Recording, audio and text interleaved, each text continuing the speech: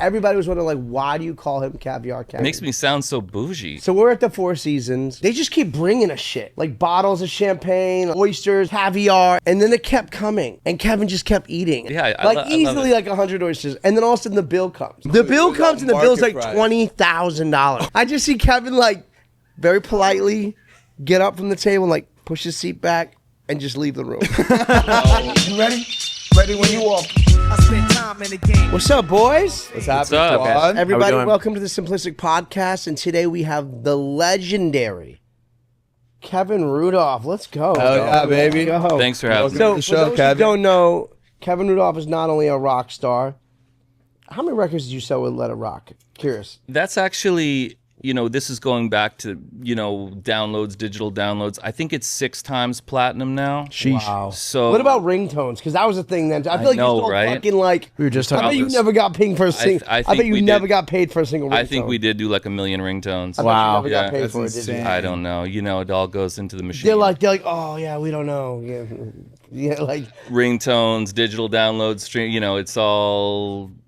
We don't know. We're artists, we do the best we can do, and we hope that, we can come out on the other side with something. So me and Kevin met because I was on tour with Kevin, and at the time I was the biggest artist in the world on Myspace, and I needed to get on a tour. He had the #1 record in the country. We started doing like pop-ups. What were they, Spencer's? Like where were we? Jurgensen's or what was it? I don't know. We did some deal where we had to go into. I forgot like some of those retail. I think it was Jurgensen. Yeah, it was like Jurgensen's. Pac Suns and all that. And actually, you were getting more love than I was, because I was like a radio phenomenon at the time for some reason, which I never expected that to happen. But you had like so much. You got so much love. They were lining up to meet you. You remember that? Maybe you should be the guest on the podcast. And I remember one time we were playing obscure fucking places. We played like Biloxi, Mississippi. How long have you guys known each other? So you guys go way back. 20 years. End of 2009. Damn. That's 3-4 crazy. years. So that was like right a little bit after Let It Rock came out. So that was when it was you guys, like- It was when Let It Rock. Yeah. It was the Let It Rock tour, and I remember they said there's this guy named Jeremy Green. He's going to be on the tour as one of the openers, and I said, well, let me listen to it, and it was like super R&B. Like Yeah. you were like pop R&B, and You're like, what? I was like, is this going to fit into what I'm doing? And I don't know. The music was great, so I was like, okay, cool. He's gonna bring a lot of people. Let's go. I was like flying off. I was like on the roller coaster at that time. Bro, you weren't on the roller coaster. You had like, Baby had given you his bus to go on tour. So that's how I know you That's was true. You was killing it. Because We had 2 buses. I'm like, damn, you got a tour bus. I was like on I like know. the shitty. No, it was like one of the great Cash Money perks. We got like the old the Prevo. Yeah. Prevost. But I was on the shitty bus. I Were was you? like, I don't think I was came bus on with your Jay bus. Cash at the time, bro. You know Jay Cash is on tour with us, right? I know he was. Who has now gone on to write like some of the biggest songs in the history of music, right? Yeah, he's done great. We were all on that. By the way, he was a fucking asshole to me when he was on tour, that fucking dickhead. Well, we were all like, kind pricks. of, we were all dicks at the time. I think we were all just like finding our footing and, being out in the world and like having a good time. Cash was on tour with us. Cash, yeah. I love those. Kevin, how shit. old were you when Let It Rock came out? I think I was. Don't worry about that. Like, no, I think I was late. I was like late 20s already. Late 20s, yeah. so? Yeah. You and I were talking a little bit before the show started, and I was just wanting to share with you my appreciation of like what that song was, for my sister and I when we were growing up. And my first memory of that song was like before I ever had an iPhone or an iPod or anything. Or I think it was like one of those like little tiny iPod Nanos or something, and having to actually go and purchase that song on Apple Music for like $1.29, or $1.99 or whatever it was. And I remember loving that song so much, listening to it on the radio. I literally like wrote it down. I went and told my parents like, hey, like I need money to like go and like download this song. Like, Seriously? 100%. And then when That's crazy. It was super cool, dude. I loved that fucking song when I was a kid growing up, dude. It was It's a incredible. banger. I have a Such a similar- banger. Man. I'm similar. I'm not to cut you off, but I had heard that song first on WWE because I was like a huge wrestling fan, and I Right. remember, that was like the intro to like Monday Night Raw one year, I Yeah, think, right? yeah. And so from there, I think Probably me being something else you didn't get paid for. yeah, Good old music industry. right. But then you know, But you're not bitter. Yeah, I'm not. but then I'm not having bitter, don't worry. having YouTube at that time and like having like, you know, obviously Cash Money was like such the label at the time, right? In Yep. hip hop, but really like as hip hop started to take over like the pop culture, right? Mm-hmm. So I think that was just you know, such a big moment for me as like someone young who like appreciates music, you know. And I just saw like as doing research for this that you're still working with WWE, right? I think you made another song for them. I you know they've just been like I haven't done anything with them lately, but even up till a few years ago they've been so loyal. Like I think 7-8 songs deep now. Wow. Between Wow, all that's between all the shows. Welcome to the World. Making that I made stinking it. money. Let It Rock. We did another one recently. Watch Me Now. They're just so cool. Like they're like the best people. You know, actually, we did a show at the Staples Center one time, and I was just amazed how well they run their organization. You know what I mean? WWF. Sure. Like WWE, yeah. Like it's no joke. Like when we're doing sound check, they're making sure everything's perfect. They're like, "Can I help you, sir?" And I'm like, "Dude, this is incredible." 'Cause, Yeah. you know, a lot of times when you're doing like one-offs and radio shows, and you know all the promo stuff, they're like, all right, next, you know what I mean? Because it's promo stuff. It's like for radio stuff, and they handle it well, but it's not the same. Like WWE, they're like it's on point. Everything is on point. What would you, as like honestly being part of like one of the thuggiest, like biggest labels in the world at the time, Money. like Cash Money, Young Money. Cash Money You Records. were on Cash Money, not Young Money. I was on Cash Money. People get that confused. Yeah, I was on Cash Money. Cash Money. Yep. We got Drake, we got Wayne, we got that whole crew. What is that like working with people like Drake and Nicki? Because like, and Wayne and Stunna and being like probably the only white guy in the room outside of Josh, who we love. Shout out to Josh. Best out to A&R Josh. on the planet. We love Josh. Yeah. If you know, you know. So, you know, when I was on Cap, people like they look at Cash Money, like Wayne and Drake and Nicki and all this stuff. When I first got there, it was the relationship with Slim that built everything. So there was He's no such a nice guy. Slim's great, and he loves music, and he's like feels music. Like he would call me and say, I love this record. I love this. I want to work this. I want to, you know, let's make this big. And he was always all about like he said, Kev, just have fun. Just make the music, just have fun. Even a couple years after Let It Rock, I was doing my second album. And I would, you know, we'd listen through, you know, like to radio records and things like that. Just, you know, vibing in the studio, just seeing what's going on the radio and everything. And he would say, "Man, they sound like they're not having any fun." Like at that, like I love that. Like that was his way. No, but that was his way of like I might say like, "Oh, that sounds like contrived or fake." You know, that doesn't sound real. And he just said, "It sounds like they're not having any fun." That hit. And I love that. Yeah, I was I like, feel like, because you know, Stunna catches a lot of shit, but I love Stunna. yeah, who doesn't? Yeah, like a lot of people just be hating on him, right? But let's be real, don't like know. Stunna and Slim changed your life. Would you agree? 100%. I mean, Yeah. I mean, I listen, I walked into, I mean, I had the records that I had been crafting, that I had been working on, but I walked into a situation that was bigger than what I could have even dreamed, you know, going into a situation where I had this group of records and then having Wayne on the first one and having that's crazy, by you the know, way. yeah. And at the time, That is insane. Wayne is like the number one They- hip hop yeah. act The in guy. the world. Wayne is like, the guy. yeah. Can you just explain to us how you got that record and like how you got Wayne on that record And what it was like to work with him too.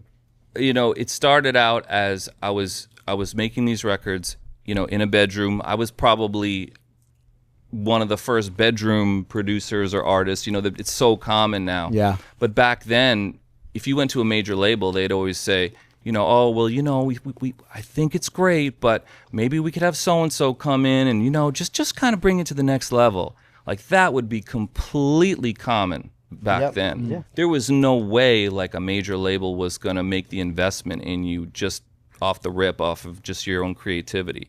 Like very rarely. But what was cool about the hip hop world was that they were so much less judgmental. You know what I mean? Like they don't have that thing of, look, you know, we really believe in it, but they don't have the suit mentality at all. Like, and it was amazing, and especially Slim and Baby. Well, how did you meet Slim and Baby?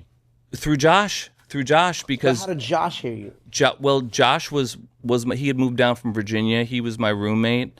So and Josh was your roommate? He moved down from Virginia. We met, and he came down, and he was looking for a place, and I was like, "Come stay with me. You know, you can make," because he was engineering, so he got hired as the in-house engineer for Cash Money, and so he was right next to Slim and Baby all the time. So hold on. So like the guy who's been like A&Ring all the biggest records started off as the engineer for Cash Money. Right, he started out as the engineer for Cash Money, Just in-house engineer. pay attention to that. That dude, by the way, went from like sleeping on floors to engineering to like running Cash Money. You know what I mean? Yeah. It's crazy what That's how that works. some hard work. Well, we were like you know, he'd go do that, and then I would be working on records, and I'd say, "Oh, can we mix this one? Let's mix it." And he would mix it, and we'd be in the bedroom mixing that record. And you know, so I had a couple other songs that Slim had heard. He had played them for Slim, and he had an artist called T. Lopez at the time, who was the first Latin, like Latin type of artist on, and she's great, and she needed records. So I had this one. She cuts the record, and then as we're cutting the record, Slim calls and he said, "I'm downstairs in the truck." And I was like, "Okay, what do you want? You know, like you want me to bring it down?" Or something? He's like, "Yeah, man, bring me a bounce." I was like, "This is amazing." Like he loves music that much that he's that on top of the situation that he's literally in front of my building. And this is when he was in the popping too. This is Slim. This is Slim. And But this is when yeah, Money was just but out it there. was but it was pre Drake. It was like Drake and Nicki and those artists were just about to come on board. So it was very small. It was like Wayne and me and Briscoe and some older stuff and some different things mixed in with it. Sure. But he would literally be in the truck in his Escalade downstairs. And I'd I'd burn a CD because this is what we did back Burning then. CDs. I burned a CD. Wow. Had to have a CD burner. throwback. Very, had to have a essential. CD burner. But I would burn a CD, and I went downstairs, and he would listen to it at that moment in the truck, which is amazing. I mean, that would be like, you're not going to hear the president of whatever. We're not going to name names, but they're not that much dedication, that much love. So I remember I handed him the CD, and I said, "Look, I've been working on these songs as my own artist project," and he had heard of me from being a guitar player because I used to play guitar with Timbaland on a lot of those records, like Say It Right, Nelly Furtado, and just some Justin Timberlake, some Black Eyed Peas stuff. So I was Low key flex. no. Just so you guys know, just so you know, this it- dude on guitar is like a whole nother level. That's what he was known for. Is that he was not only a great artist, he was producing the records, but when he got on the guitar, you guys are gonna see today because Kevin's gonna perform. Y'all gonna understand what I'm talking about. Well, I appreciate it, man. But, that was how I was moving in that world. And I didn't even care I wasn't trying to make it as a guitar player. I literally, at that time, this is pre-Cash Money, a couple of years before, but going into this period, I just wanted to be around Timbaland because this Who was... didn't know? Timbaland was like he that. put so many people yeah. on. I mean, Bro, yeah. Timbaland, his sounds were like, especially when Timbaland would get with Danger Hands, and those two would get together. He was from another world, and it's different. It's hard to explain to a lot of young producers now how precious that time was, how you could download those sounds now, you could get all that, but you couldn't get drums that knocked like that. Then you had to have an ASR 10. Yeah. You had to find them, sample them, piece He them, was stack sampling his them. voice a lot of the time. He was like, He was sampling his voice a lot. He was doing all kinds of stuff, and I loved the mix. I remember being so inspired because there were times when I wanted to quit music. I was like, "Oh man, this is what what am I doing here?" And I would just I loved the magic of just. He was making stuff that was really innovative, but also very successful. And I knew I wanted to make records. I wanted them to be heard by a lot of people. It wasn't just about fame and money and da-da-da. It was really about, I wanted to make records that capture the attention of a lot of people, because the stuff that I grew up on, the stuff that was on, in the ether, embedded in the culture was, you had your Jack and Diane and Every Breath You Take, these massive records that just permeated like life. Jack and Diane, bro. What a great song. Right, and not to mention, You know what that song is? all the way. What, the every breath you No, take? Jack and Diane. His still about Jack and Diane. Those were the records that my mom listened to. My mom. Right. So those are the my mom was listening to that vinyl back then, and all the way to Pat Benatar and Cyndi Lauper, all the way, all this stuff, these global records, these massive, incredible songs that it almost, and obviously these were important artists, but the songs in and of themselves were like pure magic. Like they transcended the profile of the artist. Those records celestial. They're celestial records. They're magic records. Like if you listen to like Landslide, another great example. that is a celestial record. Yep. You know what I mean? Like if you listen to Landslide, I don't care what's going on with your life. You could be heartbroken. You could have someone die. You could be in love. It doesn't matter. Right. That record you could put. You know what like Landslide is? Well, I have been. And you got to get this kid a playlist. I know. I'm so unfamiliar. But I with it, too. love Timbaland though. It's funny because I feel like you've never heard Landslide. No, but I feel like what you're talking about celestial records, like you're saying, like for your parents it was like Cyndi Lauper and Every Breath You Take, and for me that was Future Sex Love Sounds. Like that was like Justin Timberlake. Wow. That was that was Like You Just the Way You Are with Nelly Furtado, right? Like that's an amazing record. Right? He ran. I think Timberland really like ran pop music for a time being, and his sound 100%. And sonically, like I can hear Timberland production without knowing the song name, knowing who released it, knowing what year. I know that's Tim. And I think Tim had a very distinct sound. Very, very distinct. And so going back to how I was starting out in that world, I just wanted to be around it. I didn't care if I got paid. I didn't care how late it was. I just wanted to like give me the energy. Like I just want to soak it up because I thought if I can like somehow learn this, absorb this, get it into my own being, then I could be unstoppable. Because the thing was, I also noticed that Tim and a lot of those other producers of that time who were also incredible, they were always wanting to do some kind of something with rock or guitar. I would get there and I'd play guitar and they'd be like, oh my God, that's crazy, what? And I'd be like, this is boring. I've been doing this since I was 14. And someone in hip hop, sure, being able to incorporate, like, I would equivalent to Avicii Without You record. Yeah.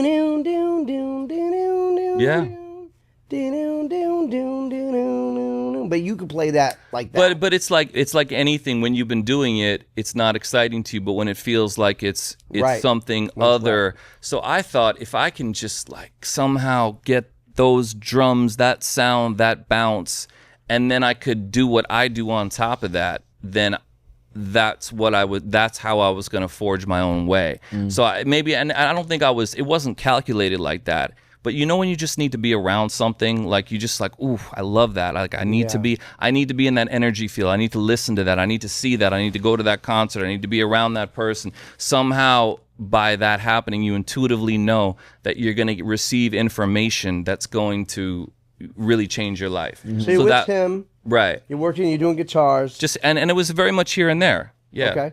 And then, but how does Slim and them get a hold of you? You went from Tim to Slim. Yeah, Tim Slim. So that was through Josh. He introduced me. He had played a couple records, and that T. Lopez record was the one where I got introduced to him. And then after a few meetings, and he, because he wanted me to work on that project some more, and I said, well, here's a CD of my own stuff. And I remember on there, Let It Rock was not on there, but a song called Coffee and Donuts was on there that was on my album. And he loved this song Coffee and Donuts, and he would call me and say, man, Kev, I love that Coffee and Donuts record. I love that record. And so we kept, going back and forth, just building the relationship of Did you have any thought that he was going to sign you? Did you want him to sign you? I just wasn't thinking about it that specifically. Like the major label system was very different than it is now. And if you were an interesting artist and you had basically cool shit, like you could move around, and like I would meet people, I'd have meetings, people might show a little bit interest then back away. And Slim just seemed to be all about the music, but I couldn't see exactly how it would work because it was cash money, and it was, how do I fit in? Is this gonna where does this even go? But I didn't care because I loved Wayne and I loved, I loved the Wayne whole. loved rock. Wayne was all about. He rock made that songs. whole rock album, no? Yeah. I mean, like, Did you help him pick do the that? world up. I did a couple on there, yeah. But it was just the relationship building that was the whole thing. So every few weeks I just bring him another 2-3 songs, and he did say at a certain point, I want to do this, I want to sign you, and then that kind of was dragging on for about a year. Shit. Well, at first I was like, how's that going to work? This sounds crazy. He said to me, I'm starting a label called Slim Vision. No, and no one knows this, by the way. He said, I'm starting a label called Slim Vision, and I want to have more pop rock acts on it. And I said, dude, just put me on Cash Money. Like, I want to be on Cash Money. Like, that's the legacy, the brand. Fire. That's everything. Like, I said, I always say to Slim back then, I say, I'll do it however you want to do it, but that's my vision. Wouldn't it be sick if we just dropped this on Cash Money? When's the last time you talked to Slim? Not for a long time. I talked to Baby. I think I talked to Baby on your thing. Like, I called Baby on your phone. But I haven't talked to Slim in a while. But I think through Josh, how's Kev doing? How's Slim doing? That kind of stuff. Let's call him, see if he picks up. Your call has been It's like disconnected. That was quick. I don't think it's his quick. number anymore. forwarded. Yeah, it's off. But I bet you Slim would have picked up and be like, "Oh, Kevin." Yeah, no. He's such a good guy. He's a good guy, and he just loves music. Like, he would love things. He wouldn't even care if they were hits or not, if he liked them, if they were good. That's awesome. But he always had that ear, He wasn't listening like a typical, A&R record executive person. He was listening as a fan. And so it was really fun because once I started building with him, I was like, ooh, I'd make this, man. Slim's going to love this one. Oh, let's go to the Hit Factory. When you played him Let It Rock, what did he say?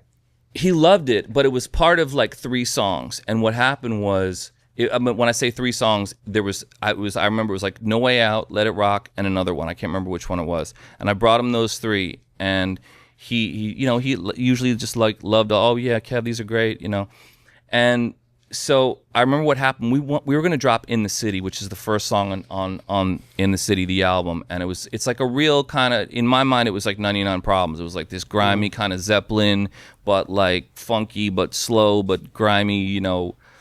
Just really cool record. I wrote it really fast, did it in one take. Just had a vibe. So we're trying to get Wayne on that forever. This was at the time when Slim said, "Yeah, I want to do. Let's do this for real." So we're gonna get Wayne on that, and it seemed like every time he was going to get on it, it didn't happen. Like, it was like, oh man, no. Now he's in Atlanta. Oh no. So-and-so fell asleep. This one, oh no, he can't get the file. It was like, it just kept missing every time. An issue. Yeah, it was. Yeah. I guess when it's meant to be. And then I remember Slim said to me one time, he said, "Kev, what do you think about this Let It Rock record being the first single?" And in my mind, it was maybe not too pop, but a little too club, a little too. You're like, no. A little, yeah. Well, I at the time the idea was I want to drop something that's just hard. Like, I want to come out like I want the underground, set the stage, and then drop what might feel like the hit. And I didn't. Not that I knew that was the hit. I just thought it was another cool record.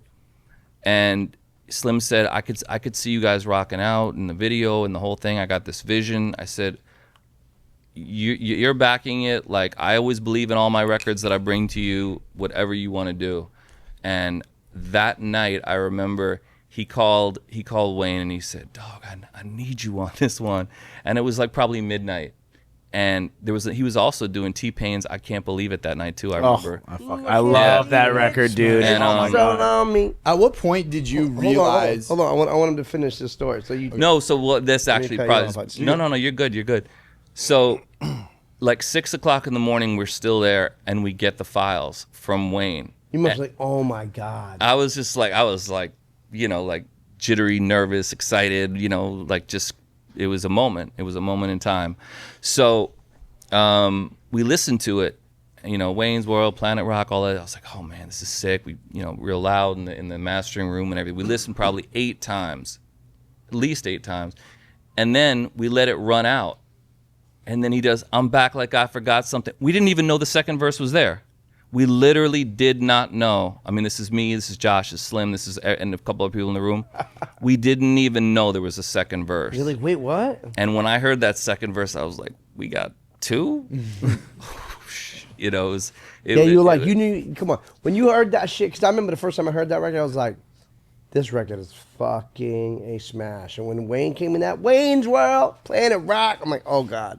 Yeah, it was crazy. I was excited, but I also was like, whoa. Yeah, because So you knew in that moment that it was going to be a hit. It happened like that.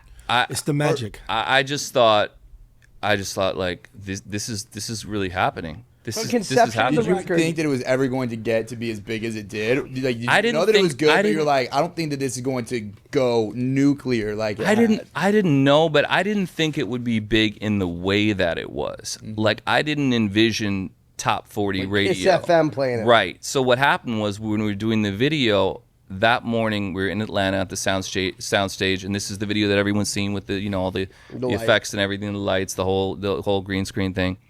And I remember someone from Cash Money coming up to me and said, "Kev, you got Kiss and Z100." I was like, "What's that?" I was like, what's that?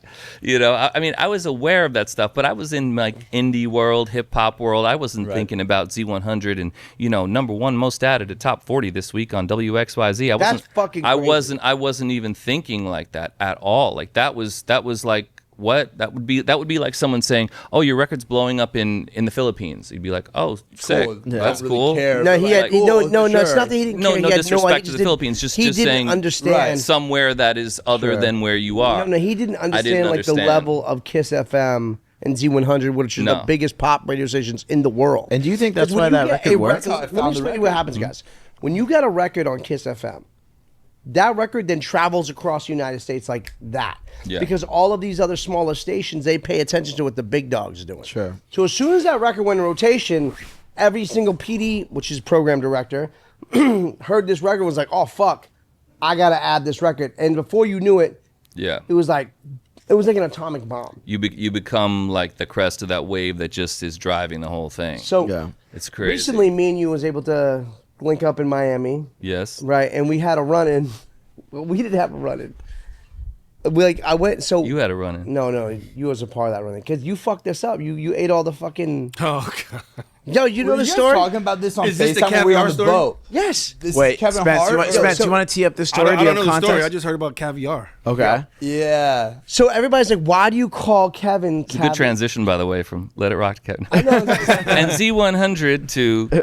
I'm saying, like, everybody was wondering, like, why do you call him Caviar Kevin? I'm like, you don't understand. There's like a whole story. Makes me sound so bougie. No, I'm really not even like that. No, you bullshit. Bullshit. I like caviar. Honestly, I just love seafood. So we're at the Four Seasons, and then I'm like with Pooh Bear. And for those who know, Pooh Bear wrote all the Justin Bieber records. Very big writer. We're all in there hanging out. We're gonna have a dinner, right, with the whole team. There's like 20 of us. And they're like, "Oh, if you're going to have a party this big, you should have the private room. We'll take care of it for this flat rate.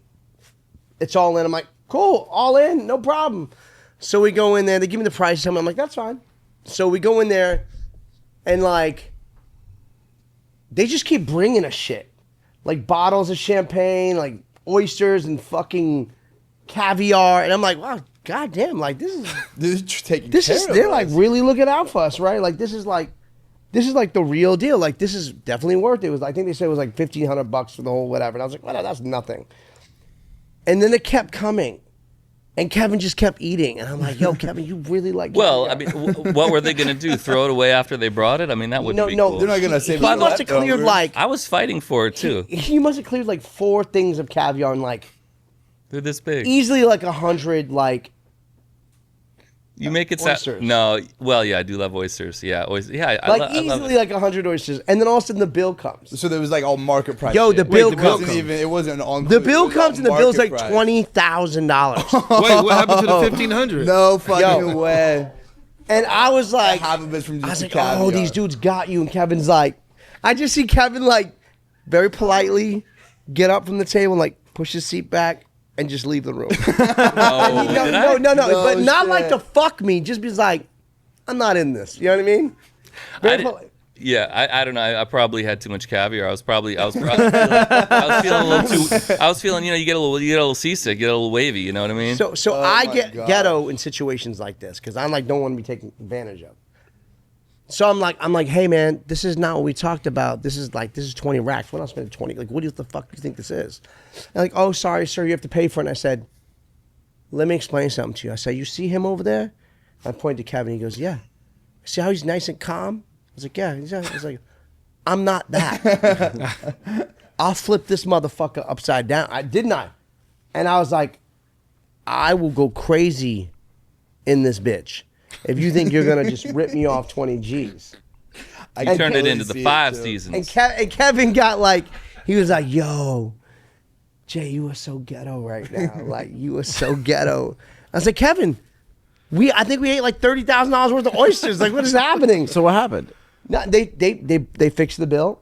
What They you took guys that end shit up down to paying like for? it was like $2,000. And I was like, I was Oh, fine with wow. that.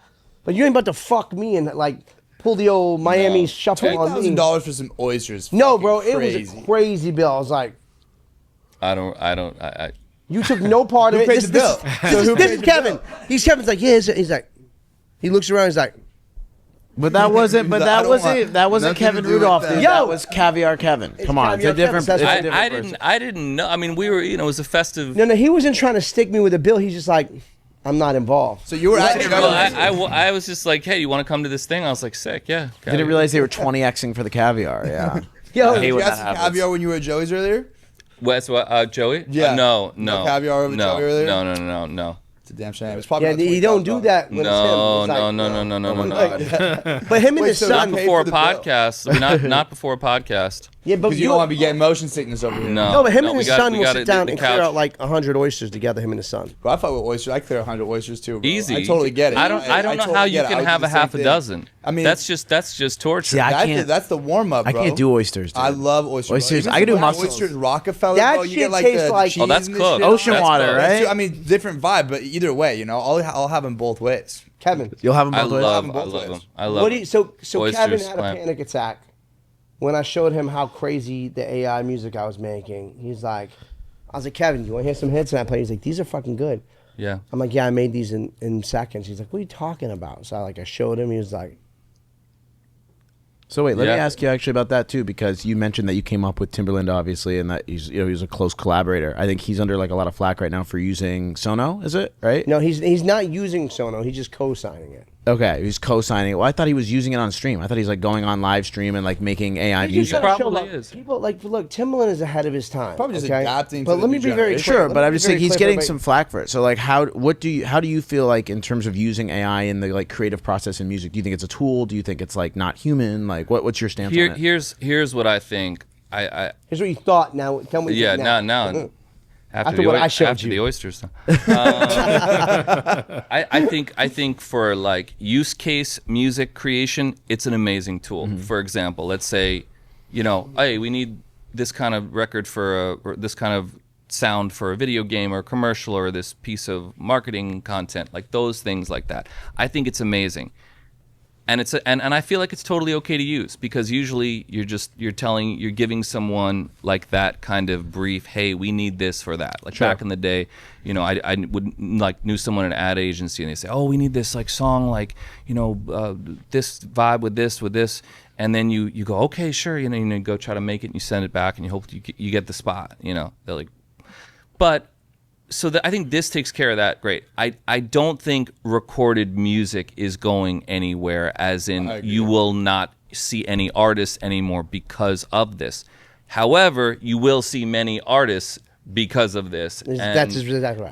And it's very easy to create a very believable record, and the things that I just heard it do now, I mean, they take time to do. What I just played you not blow your mind? It blew my mind. But I also I have to look at the other side of this too. Oh, I got here it goes. well, no. And this is not. It's not saying bad, good, anything. I got into music because I like to make music. So this is like saying, you know, It's a cheat code. well, it's like how You much. still want to hang out in libraries, Kevin? How much? What's that? You want to hang out in a library?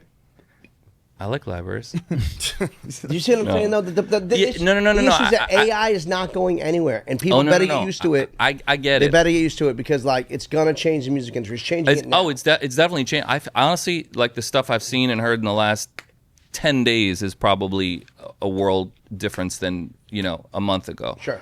However, I think that you do music because you love to make music. I mean, do you want, you know, a robot to have sex with your wife or something. You know what I mean? You're like, Maybe. Do you think that it takes No, away depends from, do you think that, how you think involved that am I? it'll take Like- away? Of course you would say maybe. I'm just saying, like, I don't know, like maybe it might be. I'm interested in some Do you shit. think that from a consumer perspective, it'll take away from the Why? genuine like experience as a listener, knowing that you're listening to an AI song? I compared think to I somebody think else? for like the mass listeners, maybe not. They'll probably just be like, I like this. This is cool. Sure. And that's it. Do you think it'll discourage new artists from wanting to really like try and take a career seriously because they feel defeated that AI is just going to beat them? I think it'll be encouraged actually. If you're, sorry, But No, you go.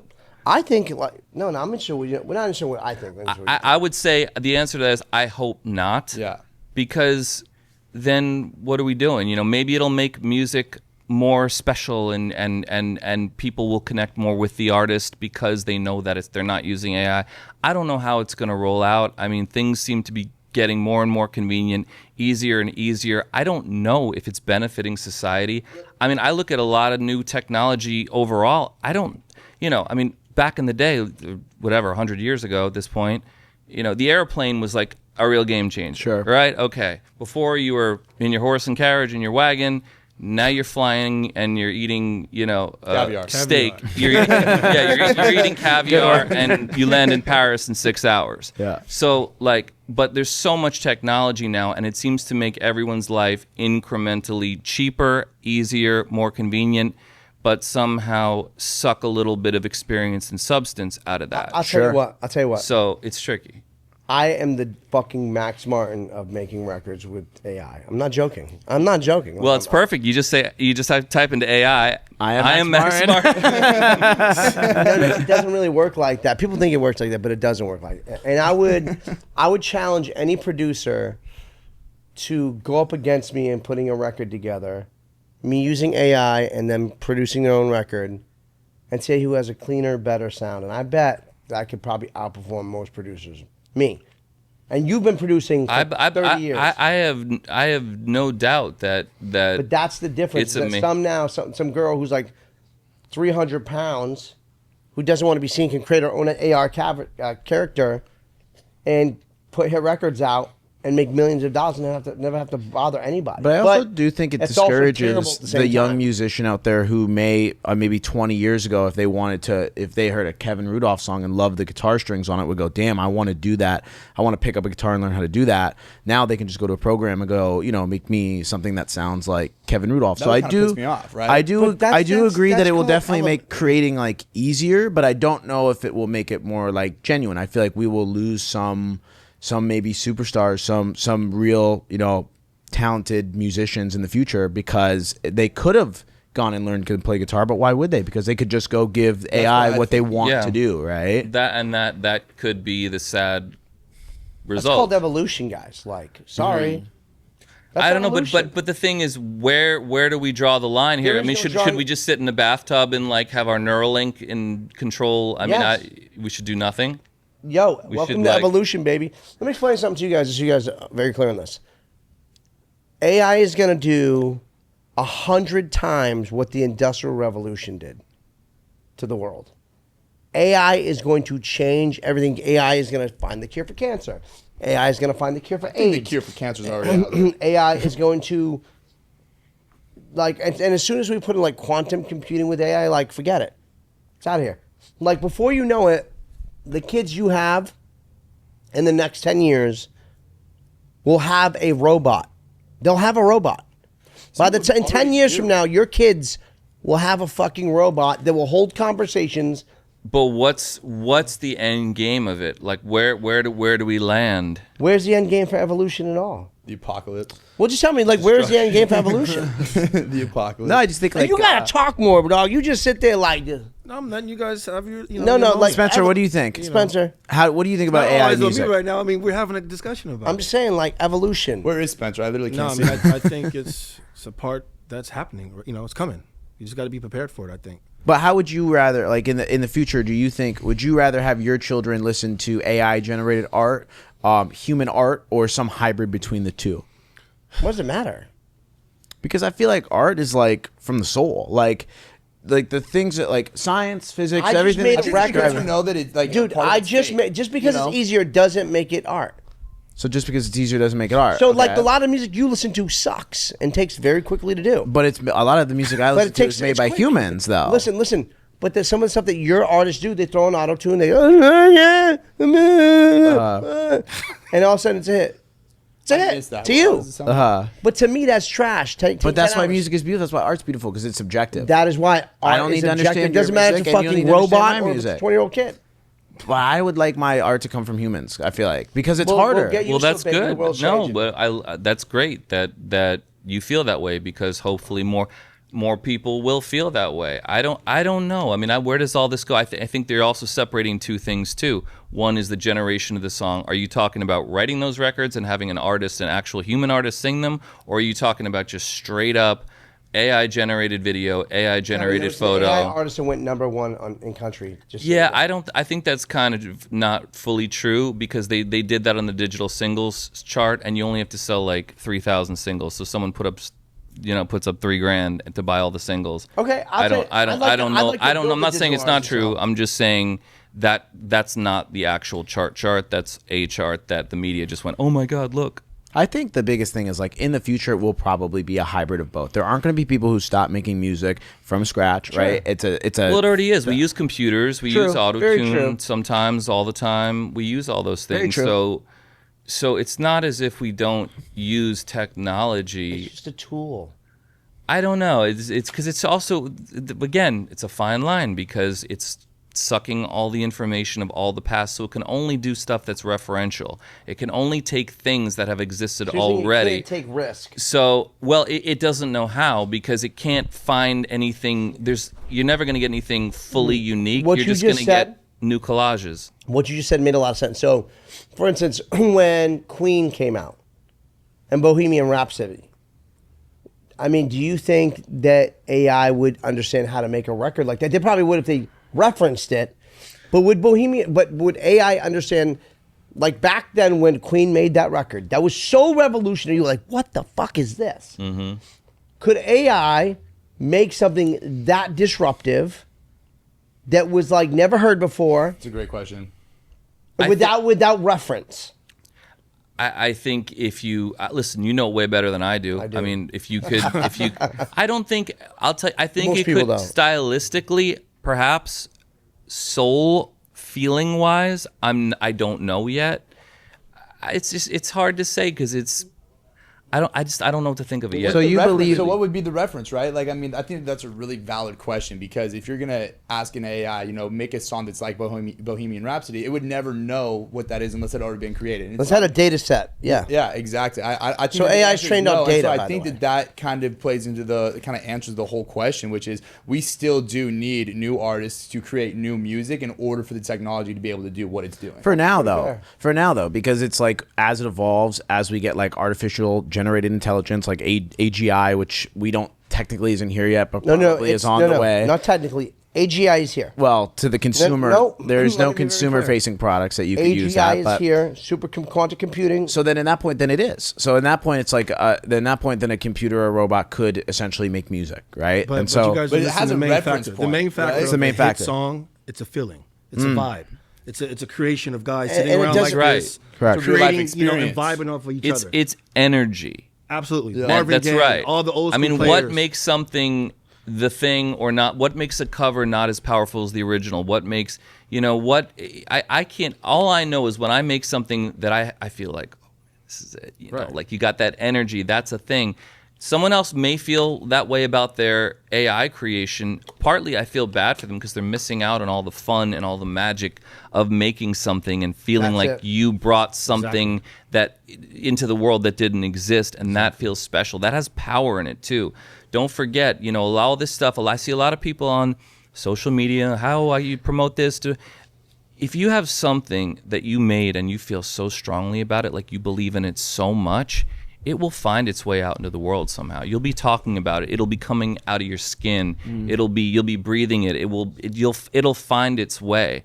And I think a lot of people don't realize that they can create something that has that much magic. So because they're not touching the magic, they don't promote as much because they're secretly not that sure that it's them or authentic or the right thing. When you discover who you are as an artist, I think You just pop a Percocet on podcast, bro. Right now. This man just took a just pulled Xanax out. really quick. Hold on. you're gonna be asleep in an hour. Yeah. When did we start rolling earlier, bro? He's When like did we 5 start minutes. taking With that over being here, bro? said, Wait, let's just get look this at live that. performance with Kevin. Hell, Y'all ready yeah, for this? bro. Let's do it. Let's Do do it. it. Let it rock, bro.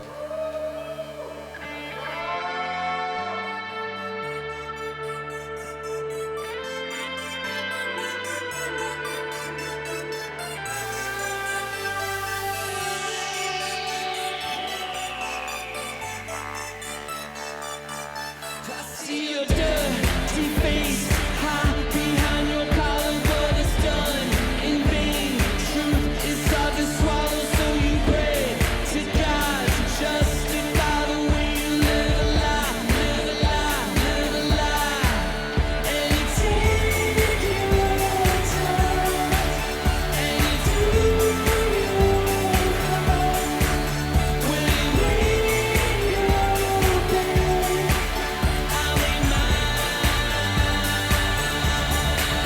because when I arrive, I'll bring the fire, make you come alive. I can take you higher, what this is.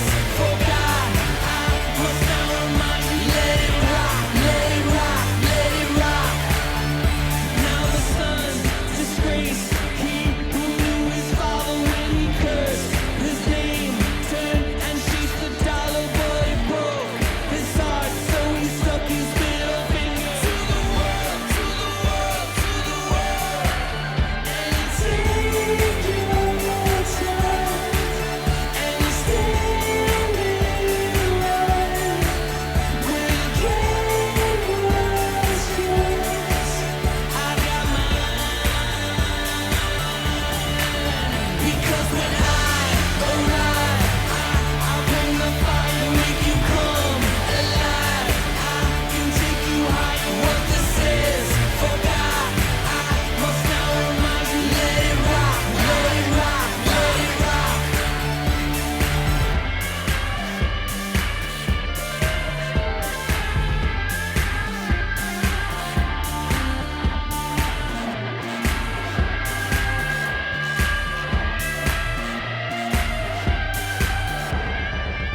Because when I arrive, I'll bring the fire, make you come alive. I can take you higher, what this is. For God, I must now remind you, let it rock, let it rock, let it rock. Because when I arrive, I'll bring the fire, make you come alive. I can take you higher, what this is. For God, I must now remind you, let it rock, let it rock, let it rock. Just let it rock, let it rock, let it rock, let it rock.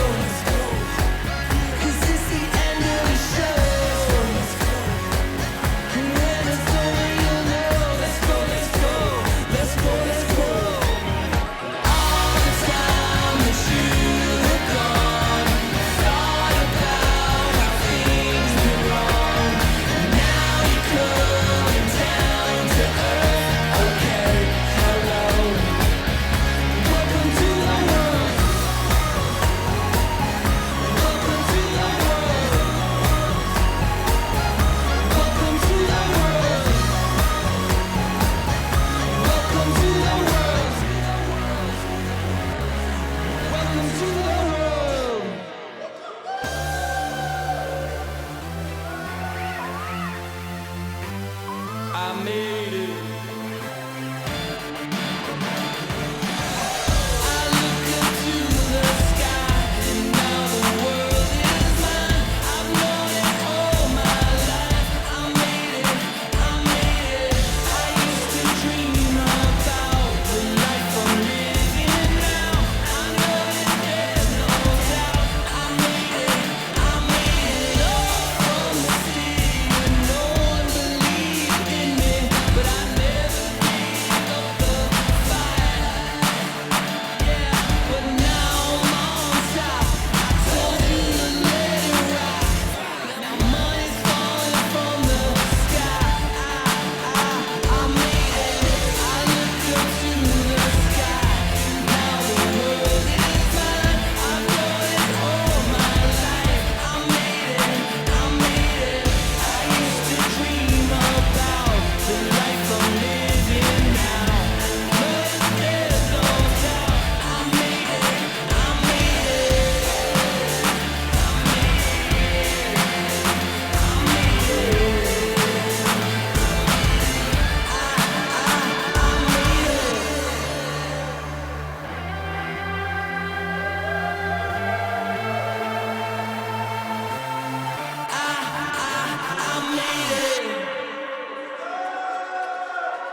Thank you guys.